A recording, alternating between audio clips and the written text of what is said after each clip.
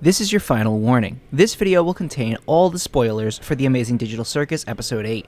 The Amazing Digital Circus Episode 8 has officially dropped, and it was even crazier than I could have imagined. Caine turns out to be a total villain, even with his own villain song. Kinger reveals the truth about C&A, Queenie, and Scratch. Jax almost abstracts again. Everyone faces their deepest fears, and Caine literally dies.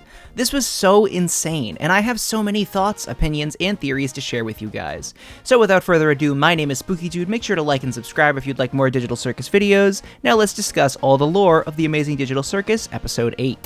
I am God! To start off, we have to go over what actually happened in the episode itself.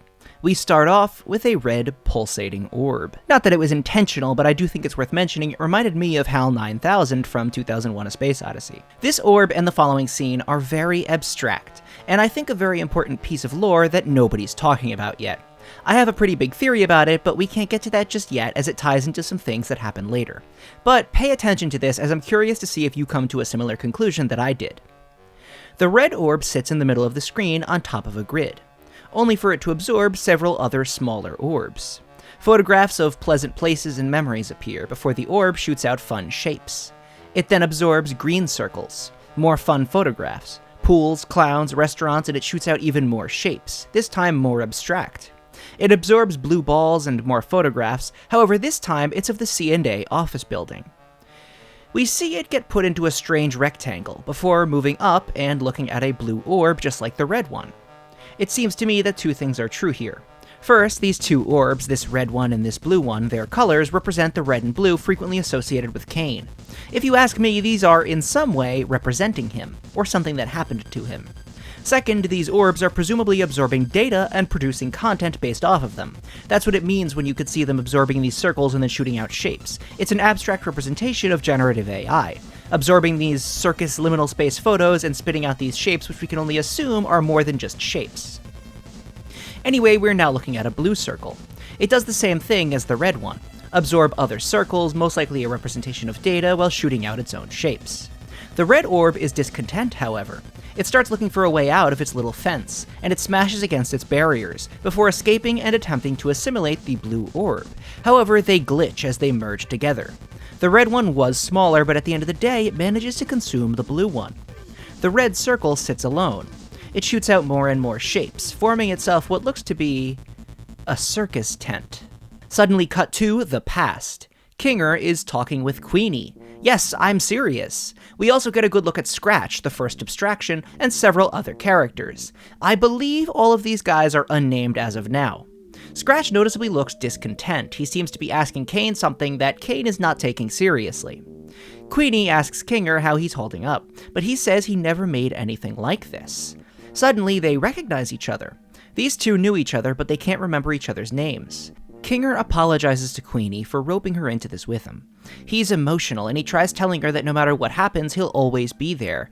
But we hard cut to Caine dropping the abstracted Queenie in the cellar, a long time later. Kinger stands alone and watches it happen.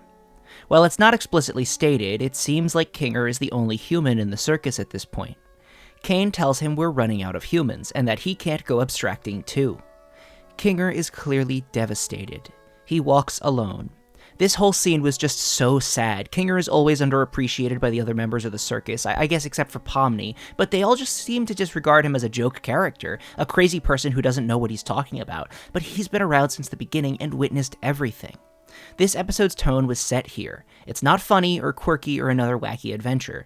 This episode is just sad and serious. To me, it felt like, finally, we're fully exploring the horrific implications of living in the digital circus. Suddenly, Ragatha appears. She calls for others who were supposedly with her. Guys, I can't figure out how to, while trying to take off something from her head, presumably the headset. Ragatha is attempting to take off this headset, but is interrupted by Caine. We see Ragatha get introduced to the circus. We are watching Ragatha appear in the circus for the first time. Kinger asks her if she remembers her name, but she doesn't. Cut to the future. Pomni is talking with her on the couch on the main floor of the circus. We're finally back in the present. Before moving on, it's worth mentioning that from a future scene, we see the dates that certain characters appeared in the circus. Kinger and Scratch were from 1996, whereas Ragatha was from 2008. Not necessarily important, I guess, but it's worth mentioning. At this point of the episode, I was extremely worried that Kinger was going to abstract. This is, after all, the most serious look at him we've ever gotten. Everyone's talking in the main room of the circus, trying to figure out how they feel after what happened in the ending of episode 7. Zubul accuses Jax of trying to trap them here forever, but Jax says it wasn't real, so it doesn't matter. This is, of course, in reference to Jax hitting the red button. Zubul is furious, though, because in their own words, he tried to screw them all over. Gangle acts as the voice of reason, saying that what they need to do isn't to fight over it, but instead just be there for each other. This is, in my opinion, more hints at the whole point of the show. Remember what we've previously spoken about living a static life and finding meaning in there without there being an escape or anything to do other than live that static life. If you don't remember, I previously spoke about the parable of the long spoons, a story where the difference between hell and heaven is the people in both hell and heaven are all sitting at a big table eating dinner together, but they all have long spoons, and the people in hell can't feed themselves with their long spoons, while the people in heaven understand that they have to feed each other. And in a way that this ties into that, they're talking literally about how they can't escape. Jax is right, the only thing they can do is be there for each other. Pomni says we need to abandon the idea of leaving. Constantly chasing an unattainable goal will drive them crazy. What they need to do is just live. Zubul understands this, but says they had dreams and goals. They wanted to leave their mark somewhere in the world. Gangle tells Zubul they've made a mark in her life. Jax begins to walk off, but Zubul actually does something surprising, telling Jax that he's one of them. He can't just wander off and abstract. They care about him too. They all have to be there for each other, even him, and you could see that it deeply affects him. We cut to Caine in his office, which, by the way, is apparently his real office. It wasn't just part of the adventure. He doesn't understand why the residents of the circus are acting the way they are. He says they want answers and something real, but when he gives them what they want in an adventure, they still get upset. He is terrified that they actually want to leave, but Bubble reassures him. He says he's done everything for them, even made a program perfectly able to encapsulate their mind files into bodies, but they hate those too. It's, of course, worth pausing here. Did you hear what I just said? He made a program perfectly able to encapsulate their mind files into a perfect body?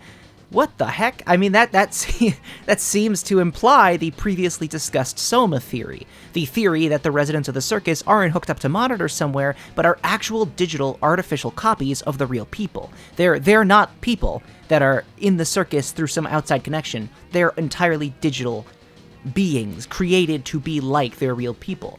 A brain file that is turned into a body, that sounds like near confirmation, right? That their brains were scanned upon putting on the headset.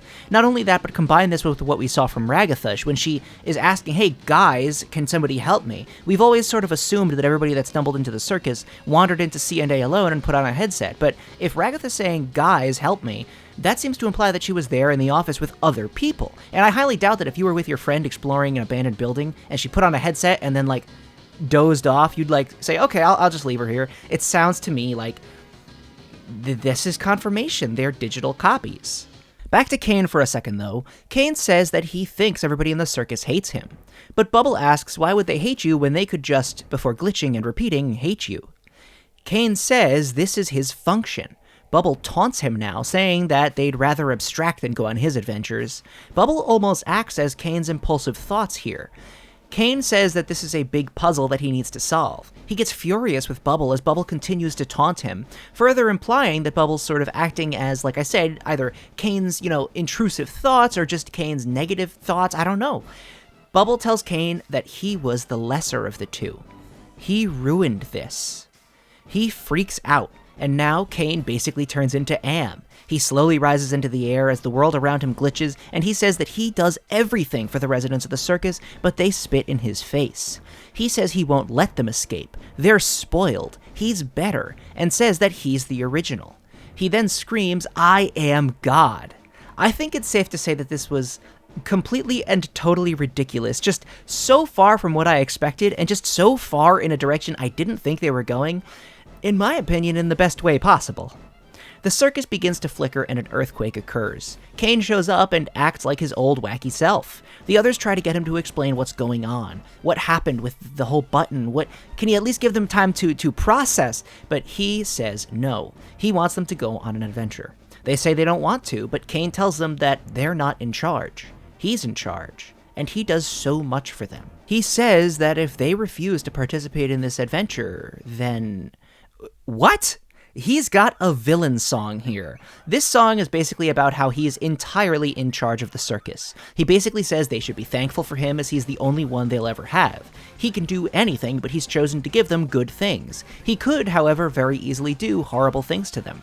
The most important thing they need to understand is he's the one who is running the show. He snaps them all back into one piece before disappearing and giving them a portal to the adventure. We cut to several days later when they return from that adventure. He then takes Kinger somewhere as he needs his help with something. What did he need his help for? Well, he returns Kinger shredded. He wanted to shred Kinger. Caine has been basically torturing them.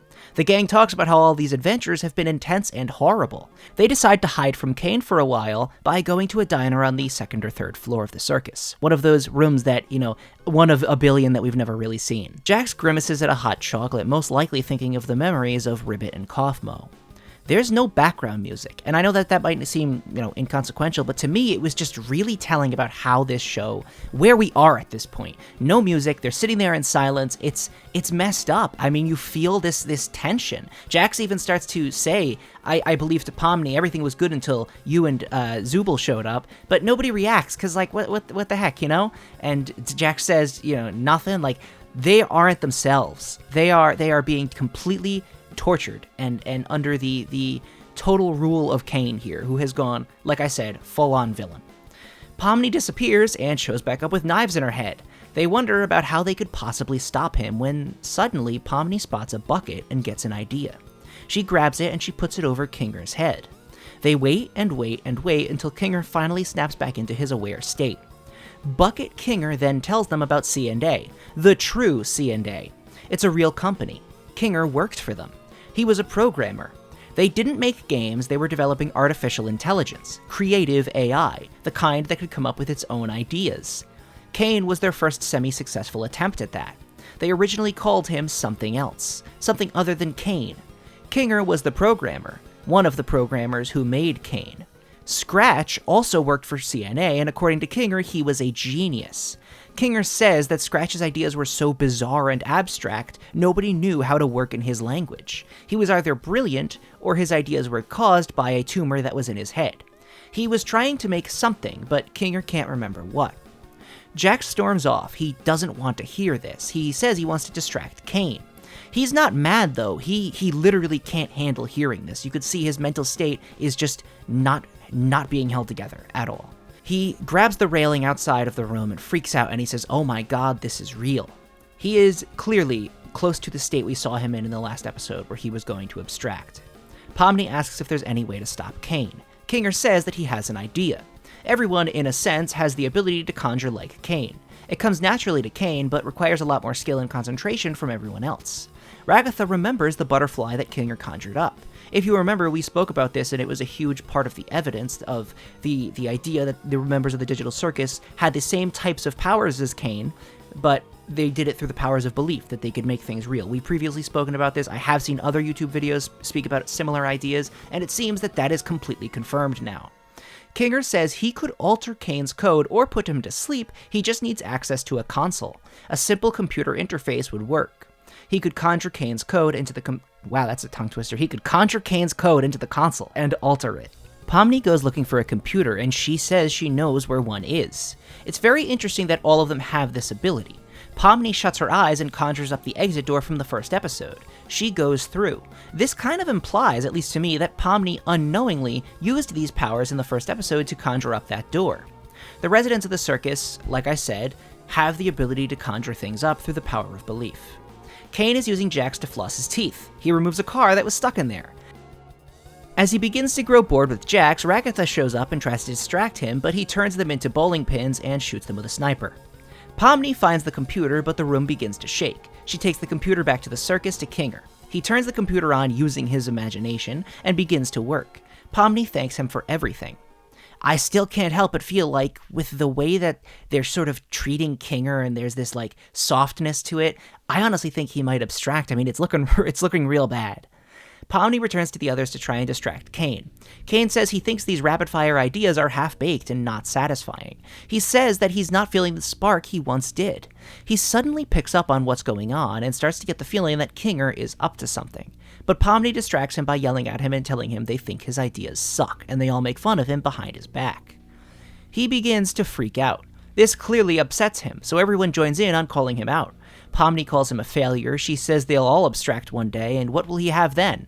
Zubul calls him a child, they all tell him everything that's wrong with him, and he finally loses his mind. He throws them into a black void, into a nightmare realm full of their own horrible insecurities. Pomni sees Gummigoo, a scary, monstrous version of him, and is swarmed by similarly monstrous alligators, all of who grab her and try to pull her apart.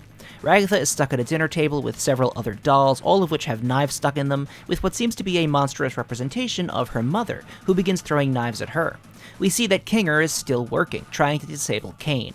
Gangle is stuck in a room with portraits of her masks swarming around her, until they turn into a horrified variation and a huge truck comes plowing through. Zubul is in a room filled with their parts, being pulled into the pit and forced to look at themselves in mirrors. Jax is in a room surrounded by shadowy figures laughing at him and pulling off his outer layer, revealing the yellow underneath Jax that many theorized was there jokingly, and as it turns out, might actually be. Caine's turned himself into a total monster, but Kinger deletes him. Completely.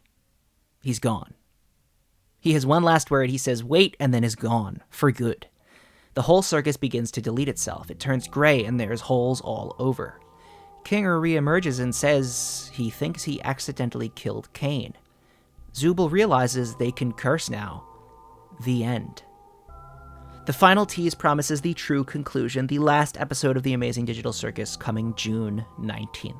And from things that Gooseworks has said, this is going to be an hour-long episode. Wow, just wow, this was without a doubt one of, if not the single craziest episode of the show, to say the least.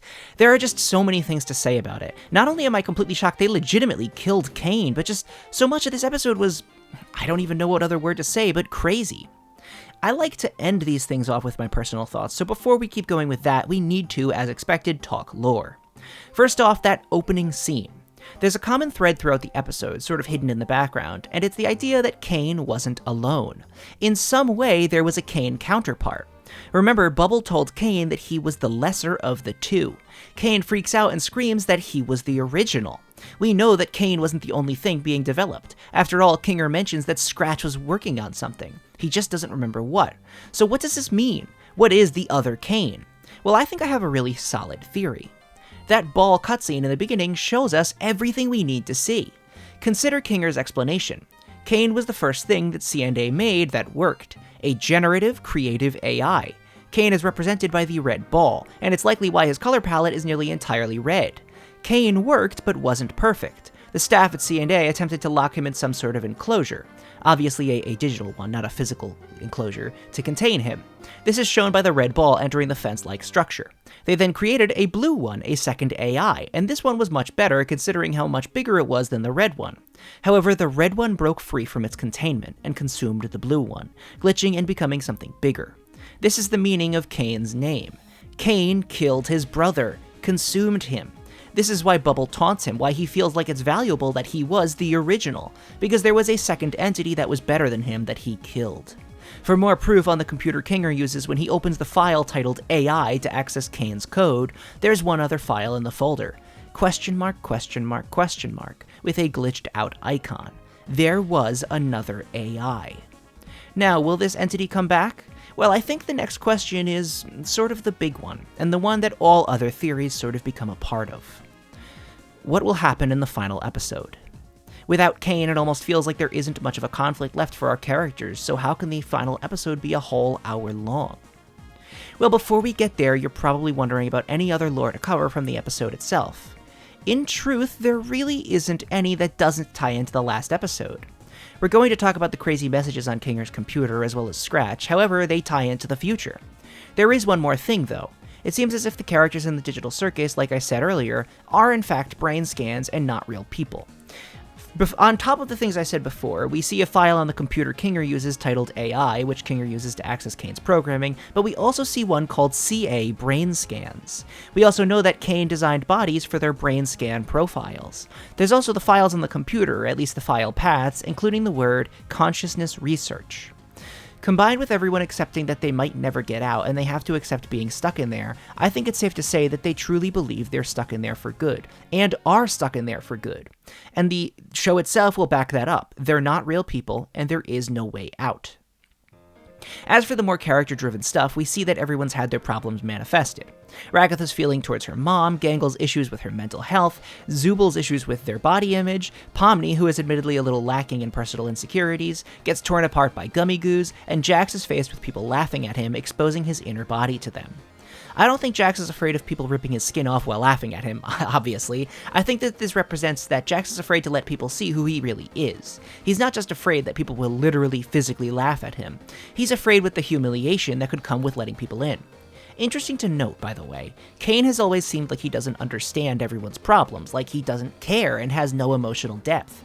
He could never understand Zubal's body issues, for example, and yet he knew enough to torture them in the exact way that would hurt them the most. Sounds like maybe he kinda did understand, if you ask me. So we land on the big question. What happens next? I think it's safe to say that a lot has to happen from now until the ending, as there's a full hour to go. The best way to talk about this, in my opinion, is by looking at the questions left over. We haven't seen Ribbit yet, we don't know Jax's backstory, what happened with the car that night. That's arguably like the biggest thing we don't know yet. Jax is, after all, the closest to abstracting. Not only that, but without Caine, who's left in charge? Is anyone in charge? Well, I think there's a much easier way to figure this all out, and it's to ask one other important question. Will there be a primary antagonist in the last episode? And what I really mean is, like, what's the central conflict? It seems like the message of the Amazing Digital Circus is going to be what we've previously talked about. Not only on this channel, but I've seen other people talking about it all over the fanbase. The residents of the circus aren't real people and can't escape. They have to manage to make this world, this gray, dilapidated circus, into their own world that they control. We've just learned they have the power to conjure things up like Caine does. If they really work at it, perhaps they can recreate the circus to be something good. And what they'll have there that is real is each other. Now, that being said, that sounds nice, but maybe if the episode was about 6 or 7 minutes long, not a full hour. It seems obvious something has to get in their way, and like I mentioned, there are still so many more questions.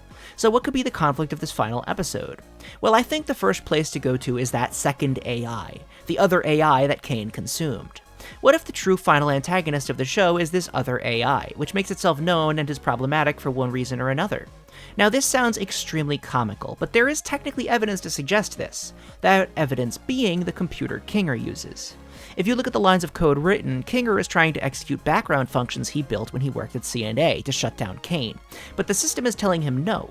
However, it has a very unique tone of voice. The system starts by saying, "Unauthorized isolation attempt. Triggered emergency protocols. Destructive wacky time initiated. Lockout load sequence initiate. Wacky time lockout 20% loaded." Kinger then tries to say stop wacky time lockout.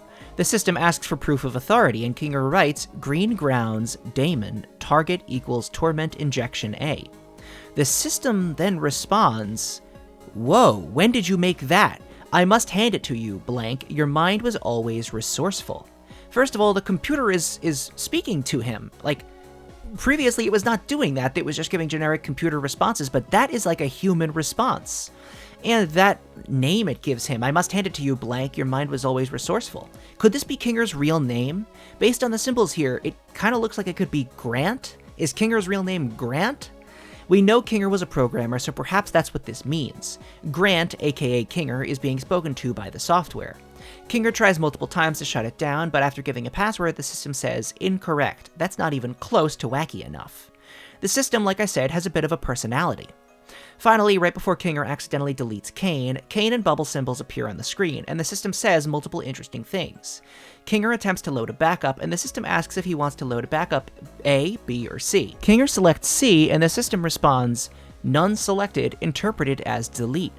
Kinger tries to stop the deletion, but the system says, "Delete this M blank blank blank." Ha ha ha ha ha, presumably censoring the mother-flipping word underneath it. "Actually, you're confused, let me help, the rest is covered." The system asks, are you sure you want to delete Caine? Then Caine is deleted. It kind of seems like the system itself was the one prompting Kinger to delete Caine. It tried to make him delete Caine. Delete this M blank. Ha ha ha. Definitely sounds like it wants Caine deleted, and it doesn't like Caine. The reason I bring this up is because it seems this system was maliciously intending to delete Caine. What if this is Abel? Now, this might seem a bit silly, considering that would mean that another AI shows up and is basically the same as Caine. Obviously, that won't happen. But what if, instead, this system, the one that was talking to Kinger, the one that said, delete this, ha ha ha ha, what if it's Bubble?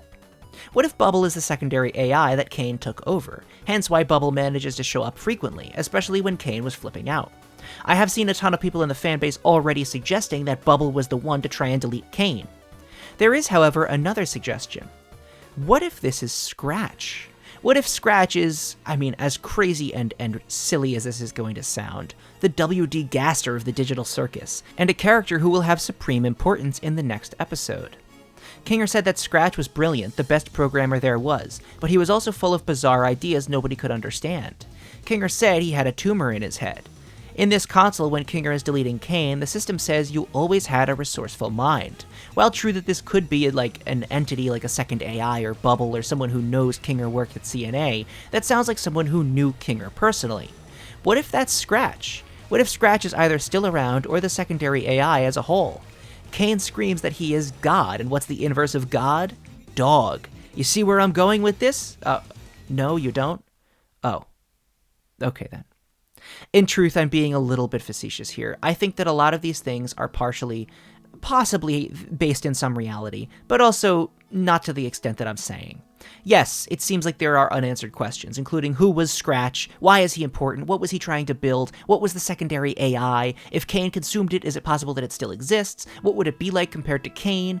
That being said, dumping all of this stuff that we had no idea about prior to this episode, jumping it all into the next episode and making it the big bad, it just feels nonsensical. If the next episode opened with, guys, bad news, Scratch is here, and he's got his superpowered Abel AI, we need to fight. That's like worse than somehow Palpatine returned, okay? That's obviously corny and stupid. If Abel, aka the second AI, or Scratch are going to show up, I don't think they'll be, like, the main antagonists. I don't think they'll be, yes, you've unleashed me, the true secret villain that was locked in the code the whole time. I guess they could be. It would just be very, very strange, you know? I think that if they were to show up, they would be either flashbacks or important characters that have some amount of meaning, that sort of unlock something for the protagonists, or something, but not villains. Like, a fan theory that I don't really talk about, I don't have written in the script for this video, but I have seen over the last, hour ever since the video, is that what if Pomni is an AI? Now, I don't think that that's true. I don't think that Pomni is an AI, but there is a pretty popular theory that Pomni is going to play the role of a Christ-like figure and is going to sort of recreate the world or save the world and possibly sacrifice herself to save everybody in the circus. And while I'm not sure of the logistics of her sacrificing herself, there are many comparisons drawn to Pomni's red and blue, Caine having red and the other potential AI having blue. Maybe Pomni will be, she'll bring balance to the Force, I don't know. What I do think, though, is in a theoretical scenario where both Scratch and Abel, the second AI, which might not be named Abel, by the way, are going to show up, something that I could think of is the characters are in a sticky situation. Things are looking bad. They don't know how they're going to save the circus because it's coming apart, and they are running through the past for whatever reason, and they meet Scratch, or they meet the other AI, and they learn, oh, you were a beneficial individual. You were someone who was trying to help, but you were taken over by Caine, and that made it so that, everything happened as it was. And, oh, what's the secret to this whole thing? And maybe they'll give, a meaningful, monologue. Maybe Abel, the second AI, does exist, but doesn't have any power. He's just, fragments of code. And Pomni's like, well, what's the deal with this whole thing? And Abel's like, what I wanted to create was something where you were the ones that created it, and you found the love yourself. Or something like that, okay? Maybe not that corny, but something like that. And it's like, okay, well, there's Abel for you. There's Scratch for you. Something like that, where it's not, I am Scratch, the true master of the circus. Okay, I don't think that's happening. but that's the kind of thing I'm thinking of for a Scratch or Able appearance. I do think that it is likely that we'll see them or that they'll have an important role. You don't just name drop Scratch, make him out to be this extremely important individual, and say, if only I could remember what he was working on, without it being a thing we're obviously going to come back to, you know? Same with the second AI, the amount of references to the mystery AI that Caine consumed. Like, this was sort of Caine backstory that we got, but we didn't follow up with it. We didn't see what it means. You know, without that Caine backstory, without the implication of a second AI, this episode would have been exactly the same, which is why I think that the next episode is going to follow up with that. In reality, I do think I have a strong idea about who the final villain will be. It's Jax. I know, you've already seen this video. A while ago, I made a theory called Rogue Operator Theory. That video stated that the Digital Circus characters will all have the powers of Caine, the ability to conjure up whatever using their belief in willpower. Caine will abstract, and Jax will take over as the villain of the circus. Now, that video is like 90% correct as of right now. I was spot on about the powers of conjuring things up. While Caine didn't abstract per se, in effect, he kind of did, as he went nuts, lost his mind, and was deleted, which for all intents and purposes is basically the same thing. Now all we need is Jax as the villain. That being said, I don't think it's as straightforward as I once did. Back in the day, I thought that Jax genuinely had malice in his heart for the others in the circus, that he could at the very least. However, now I don't know if that's true. I don't really see Jax as some evil, malicious guy who wants to hurt anyone. I don't see him crashing out at this point and coming to the same I am God revelation that Caine did. That just feels way too far. So how could Jax be the antagonist? Well, we still don't know what happened with Ribbit, do we? We've seen in this episode Jax is so fragile right now he couldn't even bear to hear what Kinger had to say. We know that the characters have the ability to use their minds to alter the circus's reality. So what if Jax isn't the final antagonist necessarily, but his inner demons are? In my opinion, if I had to give a theory about what the final episode of the Digital Circus is going to be, it'll be about the characters trying to find a way to make a home out of this dilapidated place. We're going to first see Jax's inner demons making this place into a hellscape meant to torture him specifically. Without the circus, what's left but their thoughts? We might start by showing the characters falling into the void, only for a new world to form around them. Based on the past, based on their memories, based on their insecurities, we might see the snowy day that Jax remembers with Ribbit. We'll probably see whatever world is left collapsing in on itself. And everybody's going to have to talk Jax down to come together and to use their abilities to create a better world. Is it a bit predictable? Yeah, and I have a hard time seeing how it can fill up a whole hour without introducing some of those previously unintroduced ideas and or characters, but I trust the process. I think the biggest problem is that we're not left with too many ideas as to how this could end. I think everybody has a pretty solid idea as to what the ending is going to be. I think everybody agrees that it's the, digital copy theory. They're all copies of real people. They're not real people themselves. I think everybody agrees that the ending is going to be them making it a better place for themselves to live. I have seen some people suggesting that it's going to be more of a sad or bad ending, that they might all be deleted or die. I think that that's a little bit too dark. I think that this show is rooted in optimism and, battling those problems that these characters are having, their insecurities, and I doubt it'll end by saying, yeah, they all died, whatever. I have a feeling that we're going to see a happy ending, and so I think there's really only one outcome there, which is that, we all come together to make the world a better place for us. That being said, there still are pretty big questions, like, how do you do that for an hour? What is there left to cover? I think the big thing is, like I said, talking Jax down from abstracting. I like the idea that it's not as simple as everybody's in this gray world as Jax is standing in the corner abstracting and they're yelling at him. I imagine that there's going to be some kind of physical ramifications for what they're doing. Jax might be freaking out, and that turns the world into a freak out world, you know what I'm saying? I think that there is another question, which is, what does the circus look like without Caine? Is there a circus without Caine?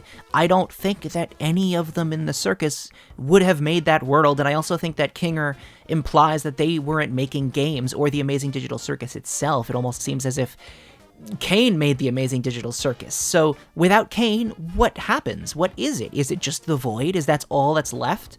That's the interesting question. And so I do see a theoretical route in which it is unpredictable and does a lot that we couldn't expect. Like, just to throw something out there, they start off the episode and the world, collapses and they all hold hands, but they fall into the void. And deep in the void, they're falling and they're sort of in this infinite void space where they don't think they're ever going to come out. And it's not that they're falling, they're just sort of floating there in nothingness when all of a sudden a blue orb shows up and is like, oh, hey, I'm the other AI, what are you guys? I'm kind of new. What is this whole thing? And like, oh, they've got to there's someone we could talk to, and hey, what's the deal? And we get the lore drop about what the other AI is. And I wouldn't be talking like this exactly. It wouldn't say, hey guys, what's the deal? I'm just, I'm simplifying it. But something like that, where there's characters and conflicts to get to that point, that end state of let's all hold hands and make a good world for each other. But I do think that's where we're going. I don't see any other outcome at this point. I don't think they're getting out of the circus. So, that's what I think. Yeah, that is what I think. I think the big conflict in the final episode is going to be Jax's personal problems and dealing with them. Because that's the big thing we've built up to. That was, it, in a sense, treated like a bigger deal than the Caine stuff, considering, Caine has been exhausted at this point. There is no more Caine, and Jax's stuff is still kept a mystery. So yeah, that's what I think about as far as theories go. This isn't a super. I wouldn't say there's too many theories to have left. Just that big question is of what does the final episode even look like? Because I think we all know the end state. Now, as for what I thought about the episode itself, I watched it, and I had that feeling I did with when I played Deltarune Chapter 3 and 4, where it's like, wow, this thing I like is getting new stuff, and it's unpredictable, and going in a direction I didn't expect. That was sort of the big takeaway from this. Episode 7 was, it felt cool to watch, because it was going in a direction you sort of did expect, and so it was like, oh, they're doing this now, wow. And then the ending was that big twist of, oh, not really. But in a sense, this episode was kind of like Episode 7 again, but real this time. The CNA backstory, there's an equally, I wouldn't say that the backstory they provided this time and the stuff with Caine and the CNA and the AI is like less cheesy or corny or exaggerated than the Episode 7 backstory they provided for CNA that was fake. Like, I know that like a lot of people have been saying the point was, oh, Episode 7 was providing this overly fan theory-esque answer. But I'd say the current answer is equally fan theory-esque, you know what I mean? Either way, I don't have a problem with it necessarily. It was just very surprising in how it all went down. I enjoyed Caine's evilness. I have seen a lot of people complaining over the... Well, I guess I wouldn't say a lot of people. I've seen most people enjoying this, because everybody likes the digital circus. But I've seen a fair amount of people complaining over the last hour that Caine didn't get enough evilness, that it was either out of character, that it came from nowhere, that it was unfair, and that it wrote him differently, and that it also didn't give him enough time to be evil, or a slow and gradual shift into being evil that made sense. And to that, I say... I don't know. I think that as far as giving him more time or making this last into the last episode, I am happy with what they did with him. I think that you can only do evil Caine for so long before it gets a little tiresome. I think the idea in the first place is a bit contrived and tiresome. And so to do it right, you do it fast and hard and then leave. And they did it. They did. Caine he screams, I am God. He tortures them, sings a villain song, turns into a giant, scary, evil monster Caine who throws them into nightmare realms and dies. There was no fluff, right? There was no in-the-middle stuff. It was beginning and ending right there, boom, boom, boom, Caine's dead. And so, to that extent, I think that they did good with that. As far as it being against his character, I don't know. I mean, I think part of it was that it's just a misunderstanding about what his character was. Digital Circus is one of those things that is so driven by the fandom. I have complex thoughts on fandom in general. If you've ever been with me on Discord, in one of the very few Discord servers I'm ever in, you'll probably think, oh boy, he's gonna go off on fandoms now, isn't he? Because I've done that before. I'm not the biggest fan of how fandoms sort of decide what is and isn't with media. But with Digital Circus, not to get off on a rant, see, I'm already starting. With Digital Circus, so many of the understandings I've seen about characters or about stories is kind of, sometimes, not always, but maybe a little bit, based on fan theories rather than the actual show. Another complaint I've seen is that, for example, Pomni had no depth, and so when we saw her, you know, in her trauma nightmare chamber, she was being ripped apart by Gummigoo, which isn't that interesting because, like, we've done the Pomni is sad about Gummigoo 1,000 times. And it's like, well, yes and no. You can only expect so much depth out of 9 episodes. And that's really the biggest problem here. Was Caine's descent into villainy too fast? Well, how about is 9 episodes too fast? Like, that's the underlying problem. I think that there's been debates on this on Twitter, and the topic of filler episodes has come up. I think the word filler should be erased from the public consciousness, because there's only one instance in which I've seen filler actually accurately describing something, and it is something that I don't watch. I am not an anime watcher. I'm not against it. I don't know how to start, you know, which one to watch. But I know people say, oh, anime has filler, when the anime moves so fast that it catches up to the manga, and then there's not enough content to fill the anime with, so they do filler, like characters do nonsense sidetrack joke episodes. But in my opinion, it is a really rare instance in which something could be called filler. If nothing happens in an episode, absolutely nothing, just nothing, and the characters don't progress a little bit, and the characters don't reveal any sides of themselves a little bit, and we don't see any interesting interactions between characters that are anything a little bit, even a little tiny bit, then maybe it could be considered a filler episode. But most things aren't. And in the Amazing Digital Circus's case, I think we needed more episodes in between. That you don't need to be constantly progressing the main plot, because the main plot, the deep lore and all that, that's not interesting if there isn't some connection to the characters in the story. I think that not to get crazy on you, but I think that Five Nights at Freddy's is sort of the earliest example of this. But the problem is that Five Nights at Freddy's, I would argue, had no plot. The lore was the plot. What was happening in the Five Nights at Freddy's story was the lore. It wasn't like the lore was underlying. And the modern FNAF struggles with this because they try to do both, and neither are very good, in my opinion. With Digital Circus, you know, I wouldn't say that Digital Circus is an extremely lore-filled show. They're not like, you know, get out your goggles and you know, your pieces of paper to note down all the mysteries, but they do a similar thing where it feels like sometimes they're conflicted between moving the central mystery, the central story forward, and doing character stuff. And I do think that we needed more episodes where we didn't, you know, investigate CNA, we didn't figure out what's Caine's deal, we just had character stuff, we just got to see them interact. You know, we didn't get the chance, my opinion on Digital Circus, my only complaint about Digital Circus is that we didn't get enough of it because it was so fun and good. We didn't get the chance to really learn or explore about these characters ourselves. Everything about these characters that was true had to be spoon-fed to us because there wasn't enough time to let us figure it out on our own. If you look at something like, I don't know, Gravity Falls. Gravity Falls is a show meant for kids. And there's nothing wrong with that. It's a kid's show, you know? I'm not saying it can't be enjoyed by adults, but it's a kid's show. Despite that, there is still discussion on whether or not Mabel was justified in the way she acted towards Dipper.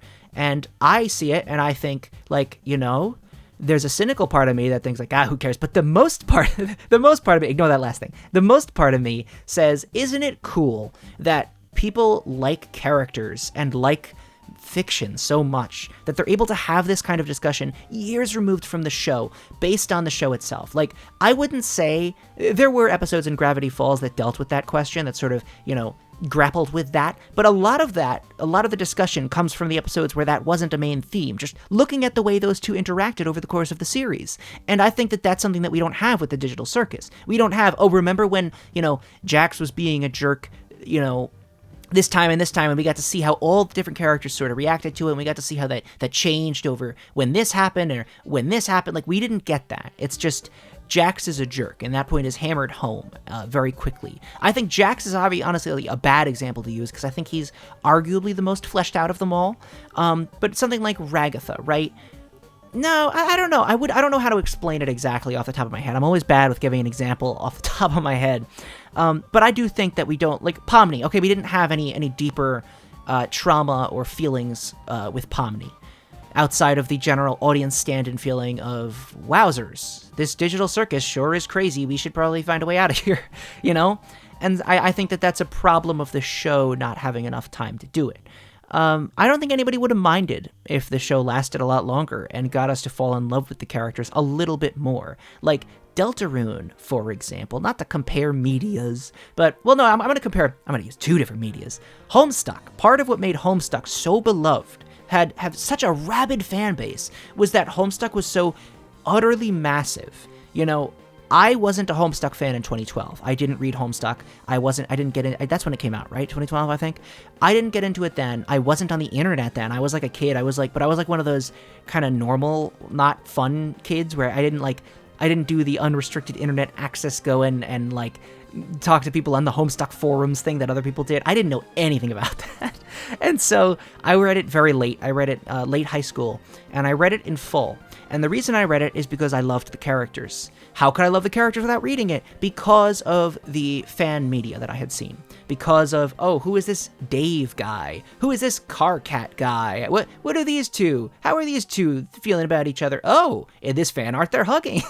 Oh, my. In this fan, like, you know what I mean? And then I would find out about these characters and what they were like through that. And then I read Homestuck, and all of that fan media was justified in its portrayal of them.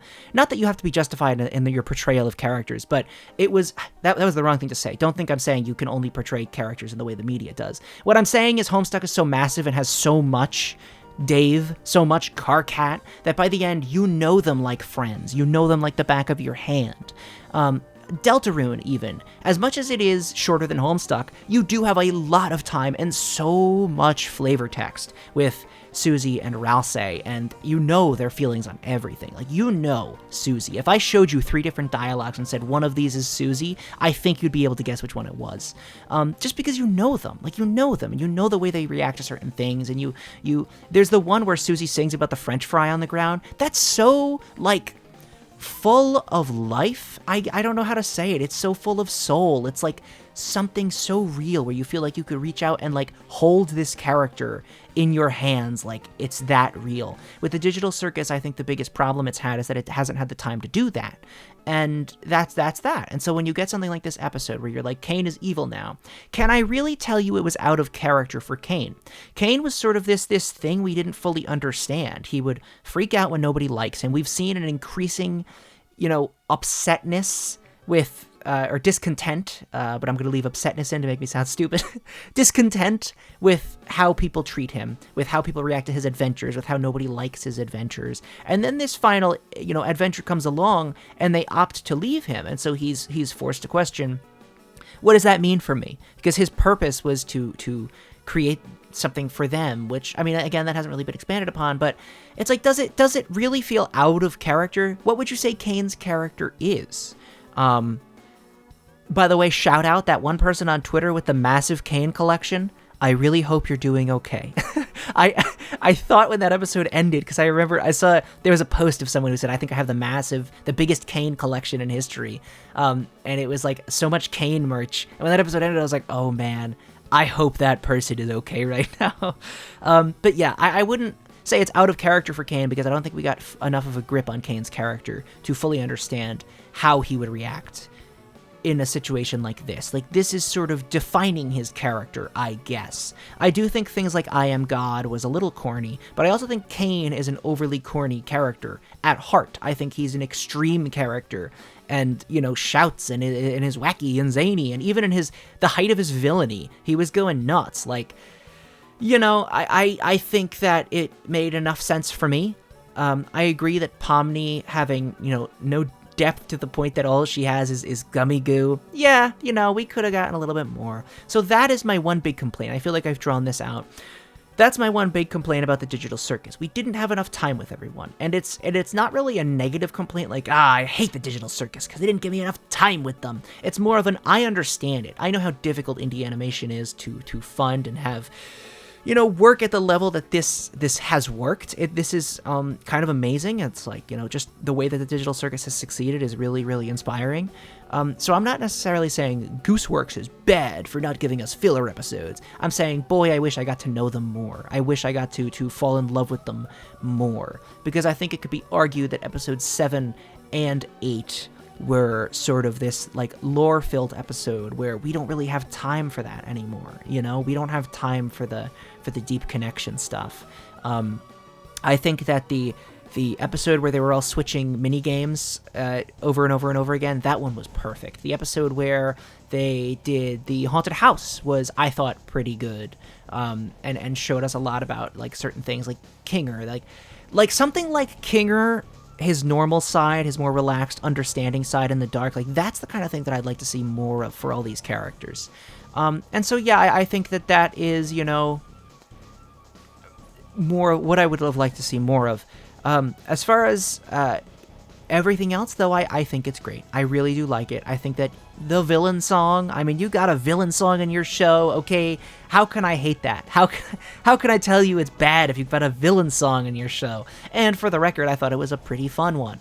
I think that I don't know where the show is going. I've said it before, but it's really hard to predict with how obvious it seems like the ending is going to be. I think the ending is we have to make this world a better place for ourselves, and you know, we have to make this a place we could live in. But I feel like I would have already figured that out. Like if I was standing there, have you ever seen the Amazing Video Game Nerd? Have you ever seen that Angry Video Game Nerd video? I think it's Resident Evil Survivor, where he edits himself into the to the CGI. Not CGI. The FMV cutscene in the beginning of Resident Evil, and the helicopter pilot flies away, and he's like saying like I would have. In this situation, this isn't that funny. In this situation, I would have solved this problem for them already, is what I'm saying. This part isn't scripted, in case you can't tell. Yeah, I imagine it would be pretty crazy for them to not say, well, guys, since we can conjure things up, let's try conjuring up some fun things to do. You know, I imagine that at this point, there's got to be something. There's got to be something we're not expecting. And that could be, I don't think it's going to be WD Scratch, the evil WD Scratchter who's secretly in control of the whole world. I don't think it's going to be that. But I don't know what it is going to be. I want to hear your opinions. I want to hear your opinions because I have seen a lot of negativity towards this episode. I have seen a lot of people sort of, not a lot, I would say. I don't know how to say it. Most people like this. You've seen the view count. You see the comments. Everybody likes the Amazing Digital Circus, and that's cool. But I have seen negativity towards it, and I want to know what you guys think. Did you like this episode? Did you think it was out of character for Caine to do what he did?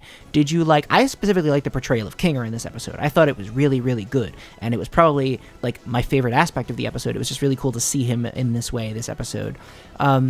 Did you like the lore reveals? Where do you think it's going? What do you think the final episode is going to be? Not just like the point, because I think we're all probably going to say a very similar point. What do you think the actual plot is? Like what happens in this last episode? What do we do for an hour? You know? Please tell me. One more thing to mention. The scene where Zooble was stuck in their parts and were reaching up towards a light was very reminiscent to the point that I thought it was almost intentional of Woody reaching out of the trash can in Toy Story 2. With that being said, my name is Spookydood. Thank you guys so much for subscribing and liking and staying this long, and I will see you next time.